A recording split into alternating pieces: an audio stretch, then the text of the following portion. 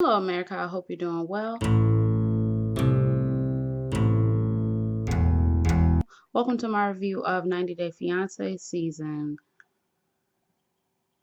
7, episode 11. Y'all, I don't know. I'm gonna try to keep this really brief because it's 3:38. I have to leave out of the house at 4:10. I have about 17 things to do and I need to get them all done. Okay, so that's what we gonna do. Wait.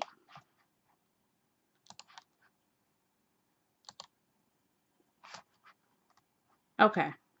So let's get it started. I'm not going to be worrying about things that I'm not going to worry about. Okay. So, um, really quick, not Blake and Jasmine, not Mike and Natalie. She did hop in the car with him. And when they was driving to the airport, she was like, "Oh, you're such a big, strong man, big, strong man.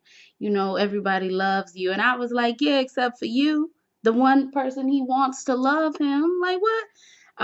They get to the airport. She like, "Can I ride on the luggage?" He like, "No, I'm trying to have I'm serious about this." They go inside of the airport. I think they are talking and he's like, "Oh, let me go on over here, like, if you want to just leave, you can." And so she's like, "No, no, I do have feelings for Mike." She tells the camera. So she goes over and she's like, "What's wrong? I don't understand." She then says, "Maybe I did something wrong to make him feel this way." You don't think? I got to do my hair, y'all, so please don't look at my hair. It needs to be done. So he's like, "I just feel like you act childish sometimes. You don't take things as seriously as I would like you to, especially if it's serious to me. And it's just, a little bit too much." And she just like, "Oh." And he's like, "Okay, so you gonna walk me to my gate?" And she was like, "No, just go." And he was like, "Okay, you gonna give me a hug?" And she was like, "No." And then he left. And I'm like, "You're doing the exact same thing that you did at the house. If you was gonna act like this at the airport, why the hell did you come to the air? Why you leave the house?" I'm trying to wrap my hair and I don't have nothing to wrap. I can't. So he gets back the day after he gets back because he had himself a drink. Okay, he poured himself a drink and he went to sleep.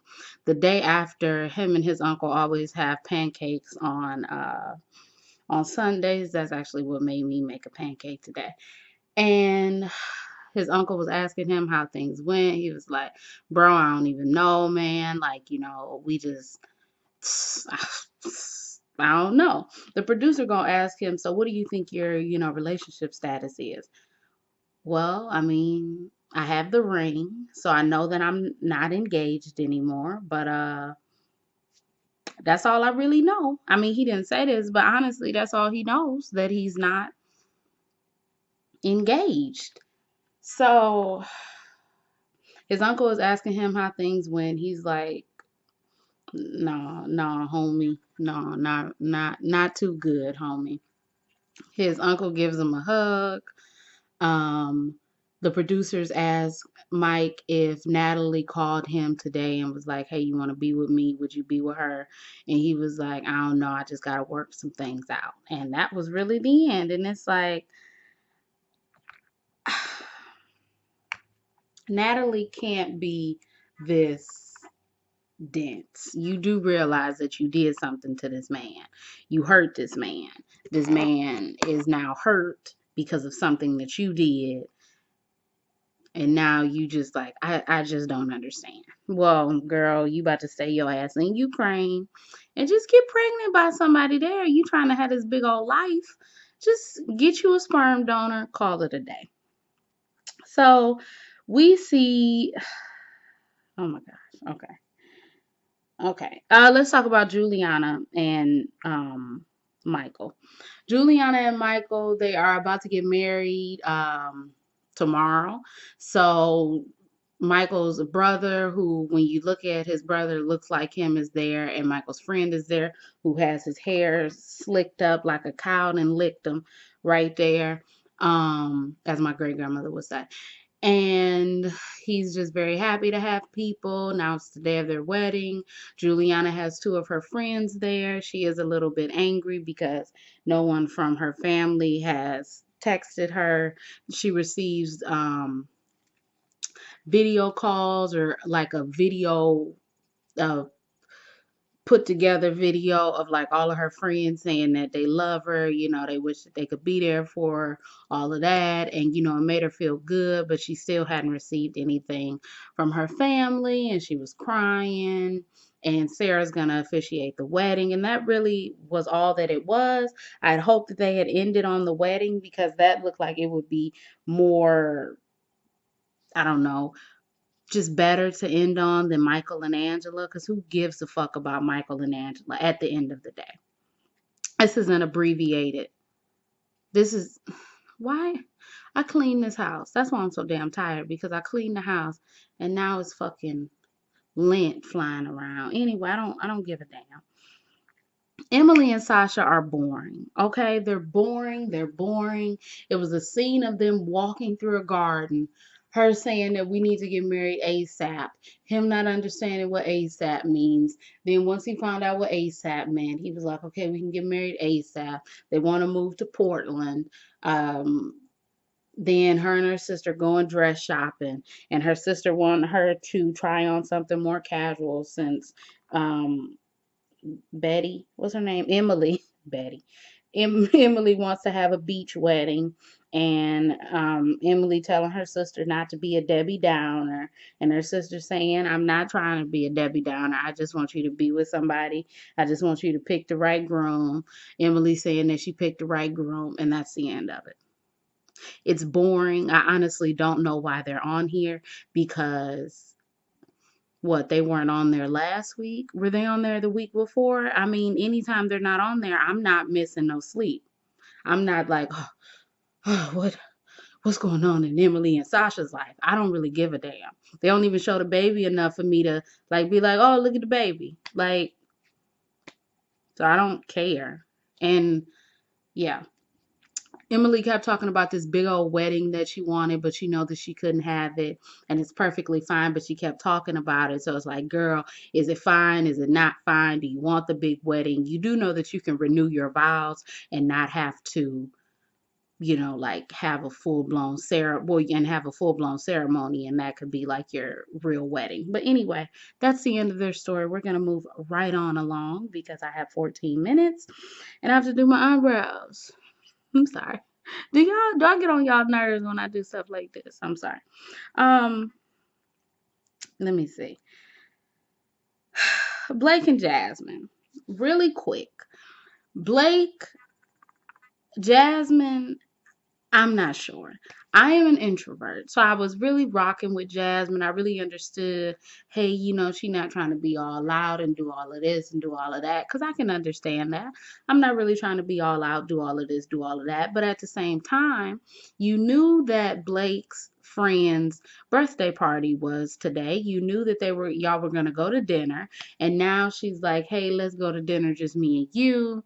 Blake says that he doesn't want to do that, but then he says, okay, let's do it. And it's like, bro, if you don't want to do it, say you don't want to do it. Say, no, I look, either we gonna go to my friends, we gonna go, or I'm gonna go. So they go to dinner, them two, just alone.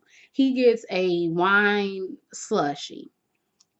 She's like, that's the only one that you're having. He's like, no, the hell it ain't. She's like, well, I'm not going to be kissing you because I don't like alcohol and it be on your breath and I can smell it. And he was like, I mean, bro, like, it's Everett's birthday. We gonna be drinking. We gonna be like turning up. Like, I'm going to have more than one drink. So he orders another drink. So that makes her mad. She's like, you know what? Do we really have to go to the party? He like, yes, we have to go to the party. What was the whole point of us doing this if you don't even want to go to the party? Are you just trying to get me to not go? And then she's like, I'm just gonna call my sister and go be with my sister. And he's like, okay, fine. I mean, you can come with me. And she's like, no, I think I'm gonna go. And she goes outside. He goes outside. She's like, go get drunk. And he's like, I'm only drinking on like special occasions. Like, what are you talking about? He calls her an Uber. She gets in the Uber. She goes to her sister's house.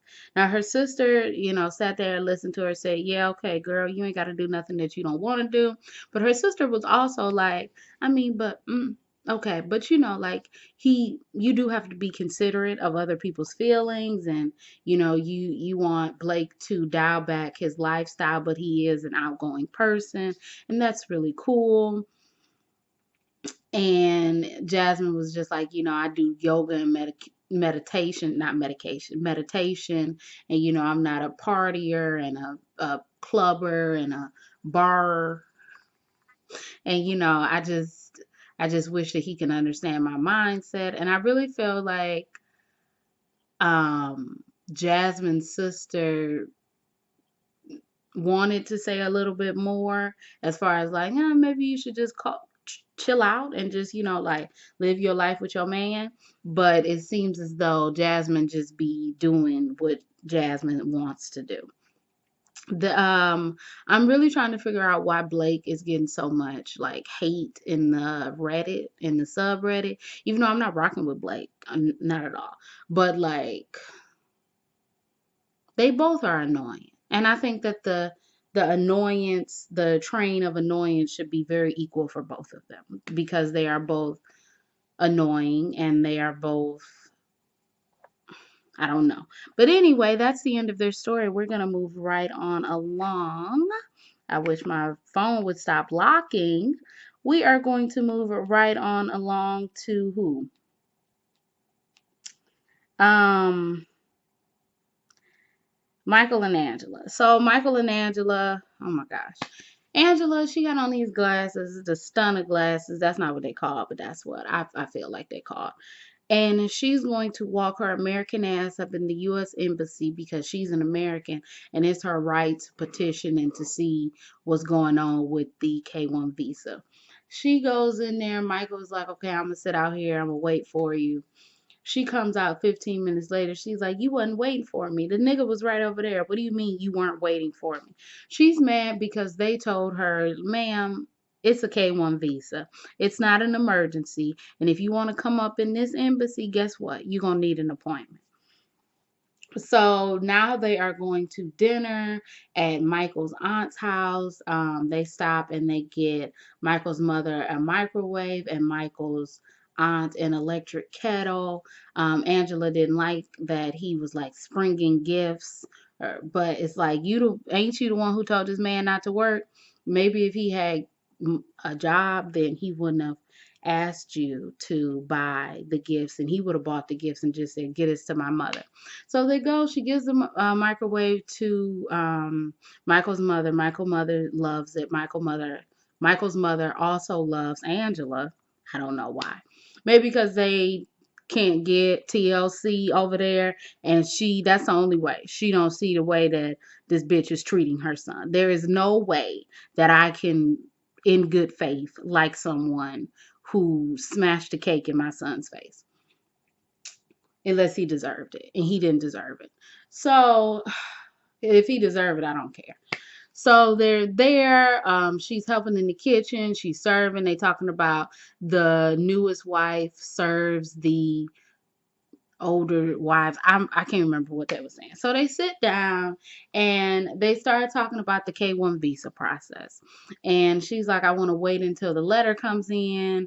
And they're like, well, maybe y'all should just get married over here. And then his uncle or whoever the man is was like, well, y'all done waited. It's been like 2 years. If y'all wait again, then maybe you should just split up and he should be able to start his own family. So I'm guessing this was editing because she looks at Michael and she's like, Michael, is that what you want? And Michael was just like, and I'm just like, this, what? You've done all of this kissing this woman's ass time and time and time and time again.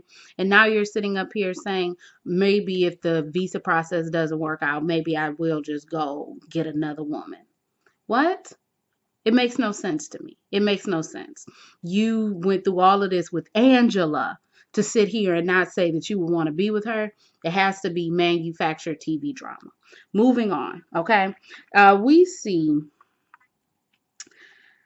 Tanya and Sinjin. Tanya has a little bit of crazy eyes sometimes. Okay, excuse me. I'm sorry. Sinjin says that he's forgiven Tanya, so he's not walking around with hate in his heart because that's unhealthy for him. And I was like, oh, that's a word, Sinjin. I like you. So Tanya and Sinjin are going to have an astrology reading and to figure out like what their relationship is supposed to entail, what they're going to go through, what they're going to face, and all of this. So the astrologist tells them that their love is based in travel and also having those rocky, tumultuous times with one another, and it's all connected. Anyway, I can't remember because I didn't care. I really didn't care. I was like, it's not about me. So why do I care? So the astrologist asked, I think the astrologer's name was like Daisy Flowers. No, Daisy Sunshine, something like that. The astrologist asks if Sinjin thinks that Tanya is his soulmate. He says, yes, I feel like we've known each other before. We've met each other before in a past life. And you know, we have that deep connection. Tanya, of course, says, oh, yeah, I don't really feel like that because she feels like her first love was her soulmate. And so then, you know, he's like, okay, whatever. They ended. He goes outside. Well, I guess the way that they edited it, he went to the shed and he didn't talk to her at first. And then I guess after the shed he came out and talked to her. So he was like, what you mean like I'm not your soulmate? And she was like, well, like I don't really feel that deep connection. And he was like, that deep connection? Oh, okay. Well, then, like, what do you mean? Like, what's a deep connection? And she was like, I think like a soulmate is like coming into somebody's life at the right time. And he was like, so we didn't come into each other's life at the right time. And she was like, I mean, yeah, but that's not a good example. And he was like, you know what? Guess what? I'm gonna go in there because I need a break. Okay, I need a break. So he left, and I don't understand why Tanya continues to do things like this to this man. Last but not, bro, let me tell you something. Bro, if I had done this right after watching the episode, I would have been really rude and mean to the point where y'all would be mad at me. So I'm glad that I've taken some time. Robert, Andy, and his sister are going to meet his brother Kenny. Annie is very happy. She's ready. You know, we all family. We all gonna be chilling. We all gonna be lovey. Whatever. Let's do it. They get there. She's like, "What's up?" He's like, "What's up?" She asks questions. They ask questions. Then she's like, "Are you gonna come to our wedding?" He was like, "I don't know, you know." And at first, Robert was like, "Why you acting like that toward her? You know, she just asking you questions." Let me not say nothing. Let me not. Okay. And so then she was talking about how Annie was talking about how Robert said he was going to do this, do that, and then he wasn't able to do that and he lied and he was like, what did he lie about? And what did he lie about? And then Annie said that he lied about, I'm sorry, I'm texting my grandmother because she needs it. Annie says that Robert lied. He said, what did I lie about? She said, you told me you had 3 kids and you had 5. And then his dusty ass brother, because both of them are very dusty. Both of them, he's like, oh, he got 5 kids. You know how many kids I got? I got 7.